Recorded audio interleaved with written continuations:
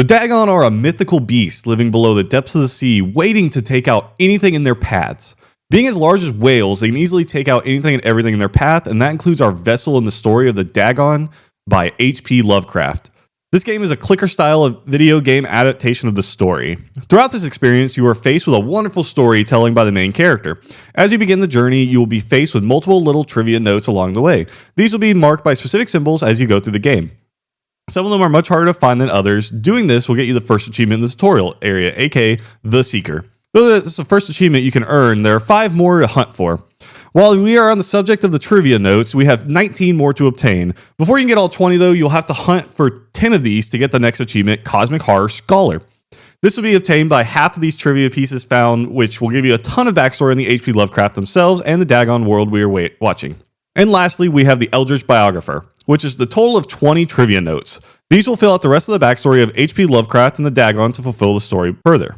While you learn about H.P. Lovecraft, though, you'll be tossed into the life-thrilling story of the Dagon. You begin with escaping from your captors, which is the beginning of your journey.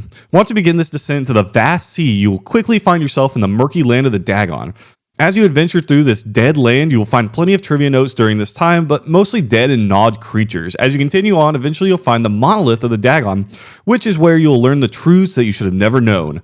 Once you flee, you will find yourself back in civilization as you'd never left at all. Once you are back, you start to lose that little sanity you might have left. Once you get back, you start to lose that little bit of sanity you had, but at least you are freed, which will give you the delirious but free achievement. This will lead you to the final chapters of the game and the end of your journey, learning the Dagon race and the main character's descent into madness.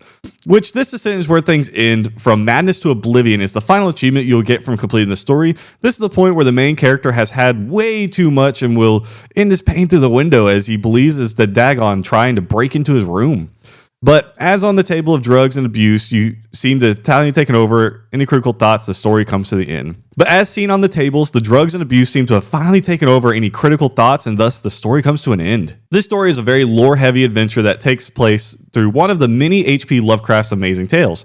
On a hunting achievement front, I would have to say this is the easiest possible game I've done yet. With a baby llama rating, it is a simple point-and-click adventure that you'll just need to be on the lookout for extras along the way.